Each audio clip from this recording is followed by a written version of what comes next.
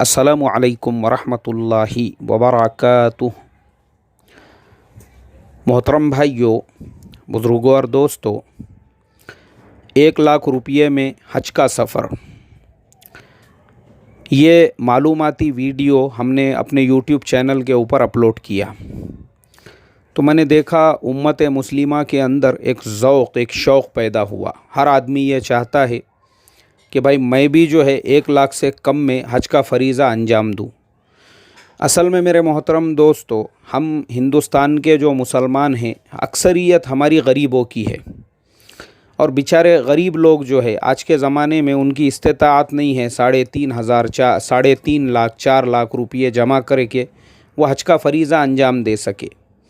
अब बहुत सारे लोग जो है ना इस मसले में ये भी कहते हैं, बोले भाई जब फ़र्ज़ नहीं है तो जाना ज़रूरी नहीं है। ऐसा नहीं है।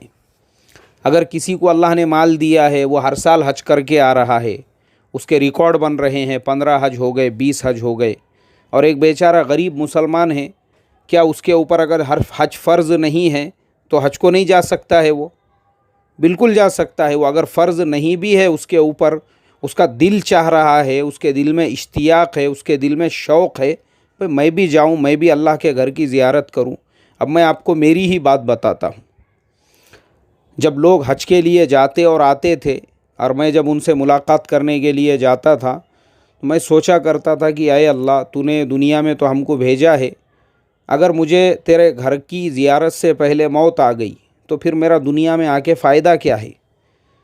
तो जब मैं जॉब के लिए लगा और जॉब पे लगने के बाद मेरे पास कुछ इतने पैसे जमा हो गए कि मैं हज को जाकर आ सकूं, तो मैंने पहली फ़ुर्सत में, ना मैंने मेरे ख़ुद के लिए कोई घर ख़रीदा, ना मैंने मेरे ख़ुद के लिए कोई दुनिया की चीज़ ख़रीदा, ना कोई प्लॉट ख़रीदा, ना कोई फ्लैट ख़रीदा, कुछ भी नहीं। वो मेरी तनख्वाह को जमा करके सबसे पहली फ़ुर्सत में कि भाई अपने ऊपर अगर हज नहीं भी फ़र्ज़ हुआ है लेकिन इतने पैसे जमा हो गए कि अपन हज को जा सकते हैं, तो मैंने पहली फ़ुर्सत में वो अल्लाह के घर की ज़ियारत किया और अपना हज का सफ़र किया। और इतना मुझे रूहानी सुकून मिला मक्कतुल मुकर्रमा मदीना मुनव्वरा में नबी अकरम सल्लल्लाहु अलैहि वसल्लम के रोज़े पर सलाम पढ़ने के बाद में, कि चलो अब मेरे ज़िंदगी का हासिल मुझे हासिल हो गया। अब मौत भी आई ना, गम नहीं है इस बात का कि दुनिया में आकर जो है मक्का और मदीना नहीं देखे। तो ऐसा हर मुसलमान का दिल चाहता है, लेकिन मुसलमानों की अक्सरियत जो है वो गुरबा की है, गरीबों की है। तो इसलिए हमने वो सारी इन्फॉर्मेशन उम्मत मुस्लिमा तक पहुंचाई और मैं आपको अब थोड़ी सी और आगे जो है ना बहुत सारी इन्फॉर्मेशन देने वाला हूं कि अगर मान लो बाय रोड नहीं जाना होता है तो भी डरने की और घबराने की कोई बात नहीं है। बाय प्लेन भी आप 1 लाख रुपये में हज कर सकते हैं। बाय प्लेन भी आप 1 लाख रुपये में हज कर सकते हैं। मैं अभी आपको इंशाल्लाह उसकी सारी मालूमात दूंगा। और एक बात पहले कान खोल के सुन लो, कुछ लोगों के मुझे ऐसे भी फ़ोन आए जिनको ये लगा कि पता नहीं अब मैं टूर एंड ट्रैवल्स का धंधा शुरू करता, क्या मालूम। अरे बाबा, मुझे मेरे इमामत से और मेरे बच्चों से और इस्लाह माशरा के सबक से फ़ुर्सत नहीं है। हाँ, इन्फॉर्मेशन देना मेरा काम है। क्यों मेरा काम है? क्योंकि मेरे नबी हज़रत मोहम्मद मुस्तफ़ा सल्लल्लाहु अलैहि वसल्लम ने मुझे हुक्म दिया है कि जो तुम जानते हो, जो नहीं जानता उस तक उस बात को पहुंचाओ। ये मेरे नबी का हुक्म है, इसलिए मैं वो ज़िम्मेदारी अदा करते रहता हूँ। इसीलिए वो भी जो मैं इन्फॉर्मेशन देता हूँ ना, इंडिया से बाय रोड सिंगापुर कैसे जाना है, भले उसको मुसलमान सुने, हमारे बिरादरान वतन सुने, मगर अल्लाह के मखलूक को फ़ायदा तो हो रहा है। अब मैंने पासपोर्ट की इन्फॉर्मेशन के, मेरा जो दूसरा चैनल है पीस मैसेंजर, पुलिस वेरिफिकेशन कैसा किया जाए, पासपोर्ट कैसे बनाया जाए, उसमें करेक्शन, ऐसे बहुत सारे वीडियोस डाले हुए हैं। अभी मैं क्या बोलूँ, हमारे जो बिरादरान वतन हैं, हमारे हिंदू जो भाई है, हमारे जो दूसरे समाज के जो हमारे मुल्क के भाई है, ऐसी ऐसी दुआएं उन्होंने वहाँ पर दिए।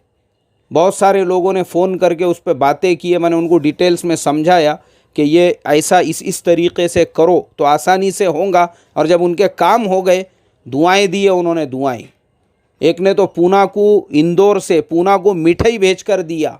अपने किसी जान पहचान वाले के हाथ से। अरे मैं बोला भाई हमने आपकी मिठाई के लिए या आपके एहसान के लिए ये काम नहीं किया था, बल्कि हमको तो हमारे नबी का हुक्म है कि अल्लाह के मखलूक की रहबरी करो। तुम में सबसे बेहतरीन शख्स वो है जो अल्लाह की मखलूक को फ़ायदा पहुँचाए, और अल्लाह की मखलूक में सब है, इंसान ही नहीं है, दूसरी भी मखलूक़ात है, जो भी उनको फ़ायदा पहुँचा रहा है, ये हमारा काम है। ये हमने इसके लिए नहीं किया, हमको तो हुक्म है मा असअलुकुम अलैहि मिन अज्र, हमको कोई एक्सपेक्टेशन नहीं है, लेकिन हमारा काम है। और क्यों है हमारा काम? क्योंकि ये लाइन में अल्हम्दुलिल्लाह, अभी जैसा मैं आपको बताता हूँ, हम ये लाइन के बहुत बड़े एक्सपर्ट और बहुत बड़े तुर्रम खा नहीं हैं, थोड़ी बहुत मालूमात है अपने को भी। अब जैसा मिसाल के तौर पे पिछले साल मेरा मलेशिया का सफ़र हुआ, मैं इंडिया से मलेशिया गया, 1 हफ़्ते से ज़्यादा वहाँ पे रहा अल्हम्दुलिल्लाह। लेकिन मैं आपको बताऊं, मेरा जो प्लेन का टिकट था और वहाँ पे जो मेरा स्टे था, टोटल मिला के मुझे कितना ख़र्च आया होगा? 10,000 रुपये से अंदर प्लेन के टिकट के साथ में। अब आपको हैरत होगी कि मैंने वो जो प्लेन का टिकट बुक किया था इंडिया से मलेशिया और मलेशिया से इंडिया का, वो मुझे रिटर्न टिकट मिला था सिर्फ 3,800 रुपये में। 3,800 रुपये में प्लेन का return ticket, India to Kuala Lumpur, Kuala Lumpur to India.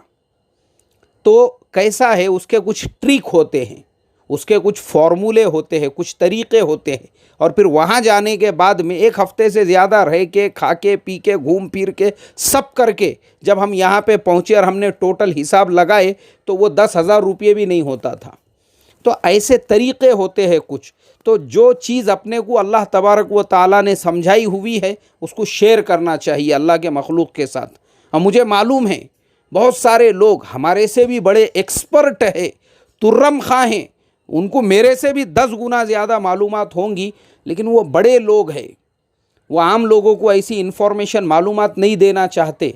मैं भी ऐसे कुछ लोगों के साथ में रहा हूँ, उठा बैठा हूँ, देखा हूँ मैंने कि मजलिसों में अगर किसी से गलती हो रही है और वो जानते हैं ये गलत बोल रहा है तो उसकी इस्लाह जानबूझकर नहीं करेंगे। क्यों? काहे को इस्लाह करने का? बोले उसकी क्यों, उसकी गलती सुधारने का। अल्लाह हिफाजत फरमाए। ऐसे भी देखे हमने बेचारे छोटे दिमाग के लोग, और ऐसे जो लोग हैं अपने इल्म को छुपाने वाले और लोगों की सही मालूमात नहीं देने वाले, उनके लिए भी अल्लाह के नबी ने फरमाया कि जो कितमान इल्म है, यानी इल्म को जो छुपाने वाले हैं, कल क़यामत के दिन आग की कैंचियों से उनकी ज़ुबानों को काटा जाएगा। क्यों? नहीं, लोगों को जाहिल रहने दो, बोले अनपढ़ रहने दो, ज़्यादा मालूमात देना नहीं, लोगों को होशियार बनते नहीं तो वो ऐसे है, आज भी है मुसलमान कौम के अंदर। अल्लाह हिफाजत फरमाए। जिनको हमारे से ज़्यादा मालूमात है, इन्फॉर्मेशन है, सब कुछ है, लेकिन वो बेचारे जो है, चलो अब ये मसले को यहीं पे रोकते हैं, जो मेन बात चल रही है हम उस पर आते हैं। तो इसके लिए मेरे मोहतरम दोस्तों, जो तरीक़ेकार है 1 लाख रुपये से कम में हज करने का, हमारे पास उसका फॉर्मूला है, वो हम आपको बताएंगे, और वो सब आपको करना है। हमको टूर एंड ट्रैवल्स की कंपनी नहीं खोलने का है, हम आपको बताएंगे, आपने करना उस पर अमल। अभी देखो, मैंने कल ही ऑनलाइन मैंने फाइंड आउट किया, तो हज के मौके पर जुलाई के महीने में जाना है, अगस्त में आना है, तो तकरीबन 19,000 रुपये में इंडिया से रिटर्न टिकट मिल रहा है सऊदी का। इंडिया से सऊदी का रिटर्न टिकट सिर्फ 19,000 रुपये के अंदर मिल रहा है। अब आप अगर मक्कतुल मुकर्रमा में 15 दिन रहना चाहते हैं तो मैंने एक बुकिंग की वेबसाइट के ऊपर देखा, होटल बुकिंग की, उसमें 23,000 रुपये में आपको रूम मिल रहा है। रूम बोलो, बेड बोलो, कुछ भी बोलो, आपको 15 दिन का स्टे वहाँ पे मिल रहा है।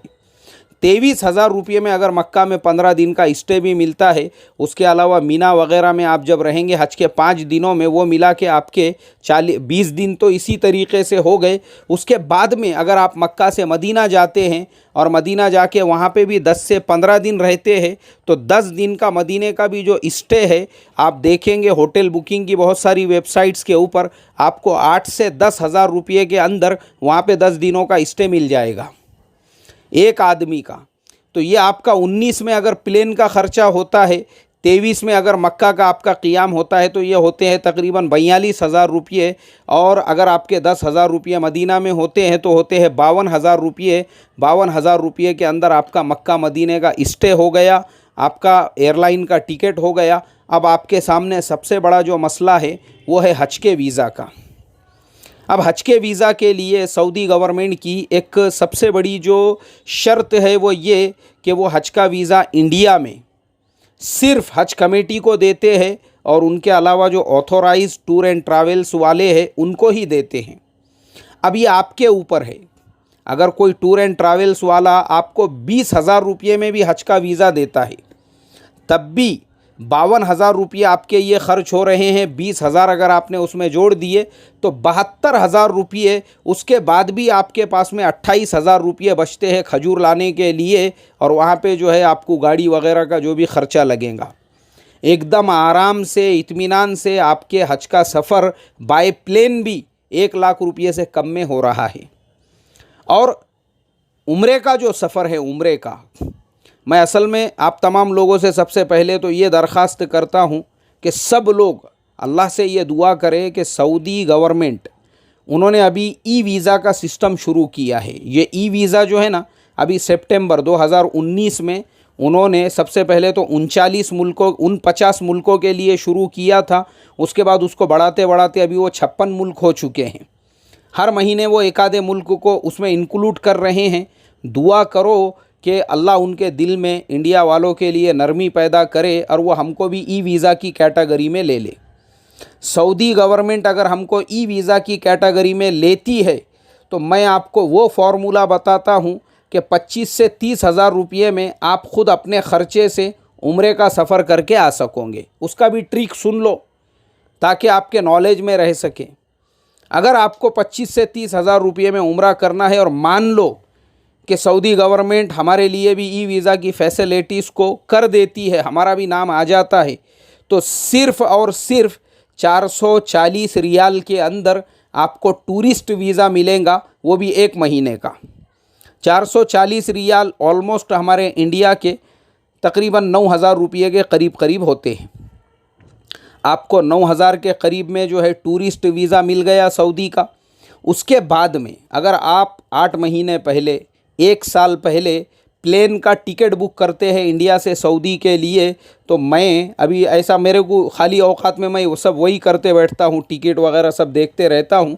तो मैं अभी देख रहा था तो पता चला कि आज से अगर 8 से 9-10 महीने के बाद में का हम टिकट बुक करते हैं तो आपको 11 से 12,000 रुपये का रिटर्न टिकट मिल रहा है। 9,000 रुपये में आपको वीज़ा मिल गया, 11 से 12,000 रुपये में आपको टिकट मिल गया। कितने में हो गया आपका? ये हो गया तकरीबन 20,000 रुपये के करीब करीब। उसके बाद में 10,000 रुपये के अंदर अगर आप अभी से वहाँ के लिए होटल बुकिंग करते हैं मक्कातुल मुकर्रमा के लिए और मदीनतुल मुनव्वरा के लिए, वो भी आपको एकदम सस्ते कीमत यानी सस्ते रेट के अंदर मिल जाती है। एकदम सस्ते रेट में जो होटल की वेबसाइट वगैरह है, मान लो अगर मक्कातुल मुकर्रमा में आपको 10 दिन के लिए 7 से 8,000 में मिलती है, मदीना मुनव्वरा में भी 7 से 8,000 रुपये, तो तकरीबन 30 से 32,000 रुपये के अंदर, 35,000 रुपये के अंदर अंदर जो है आपका वीज़ा, आपका जो है प्लेन का टिकट, आपका जो है होटल का स्टे, ये सारी चीज़ें उसके अंदर आ चुकी हैं। अब मेरे मोहतरम दोस्तों, खाने पीने के बारे में बहुत सारे लोगों के जहन में बात आ रही होंगी, भाई हमने वहाँ जाके खाना क्या पीना क्या। उसका एकदम सादा सिंपल तरीक़ा ये है कि इंडिया की, पाकिस्तान की बहुत सारी होटलें जो है माशाल्लाह वहाँ पे अवेलेबल है। आपको वहाँ पर सस्ते से सस्ती कीमत के अंदर खाना मिल जाता है। बहुत सारी चीज़ें जो इंडिया से है, जैसे इंडिया से जो है बहुत सारी ऐसी जो इंस्टेंट पकाने की जो चीज़ें हैं वो आप अपने साथ में लेकर जा सकते हैं। बहरहाल मेरे मोहतरम दोस्तों, उम्रा भी और हज भी इतना सस्ता बिल्कुल आप कर सकते हैं, कोई प्रॉब्लम नहीं है। हाँ, इसके लिए जो है ना सब आपको करना पड़ेगा। हम सिर्फ आपकी रहबरी कर रहे हैं कि सस्ते से सस्ता टिकट आप कैसे ले सकते हैं, मक्कातुल मुकर्रमा मदीना मुनव्वरा में आप सस्ते से सस्ती होटल कैसे ले सकते हैं। ये सारी चीज़ें करना आपको ही है, क्योंकि देखो हमको टूर एंड ट्रैवल्स का कारोबार शुरू नहीं करना है, लेकिन हमको आप तक ये मैसेज ज़रूर पहुंचाना है ताकि गरीब से गरीब मुसलमान जो 4 और 5 लाख रुपये का इंतज़ाम नहीं कर सकता, वो भी इतने बजट के अंदर आसानी के साथ में हज कर सकता है, एकदम आसानी के साथ में। और आखिर दर्जे में मैं आपको बता दूं, इंशाअल्लाह अगर ये ऑनलाइन और ई वीज़ा हमारे लिए शुरू होता है तो मैं आपको प्रैक्टिकली, जैसा मैंने अभी आपको मलेशिया का बताया कि 10,000 रुपये में इंडिया से मलेशिया जाकर वहाँ से आकर वहाँ पे 10 दिन रहकर मैं आया हूँ, मैं आपको प्रैक्टिकली इंशाअल्लाह उम्रे का भी और हज का भी ऐसा सफ़र करके बताऊँगा अगर मेरी ज़िंदगी रही तो। अल्लाह तबारक व ताला से बस आखिर में यही दुआ करता हूँ, ऐ अल्लाह मेरे मुल्क के और पूरी दुनिया के गरीब से गरीब को भी तो अपने घर की ज़ियारत की तौफ़ीक़ नसीब फ़रमा। हर उस शख्स को जिसके दिल में ये आरज़ू और ये तमन्ना है कि काबतुल्लाह को देखे और मेरे आका हज़रत मोहम्मद मुस्तफ़ा सल्लल्लाहु अलैहि वसल्लम के रोज़े पे सलाम अर्ज़ करे, उसकी इस तमन्ना को ज़रूर पूरा फ़रमा। आमीन सुम्मा आमीन। सल्लल्लाहु ताला अला खैरि खल्क़िही मुहम्मदी व अला आलिही व अस्हाबिही अजमाइन। आमीन बिरहमतिका या अरहमर राहिमीन।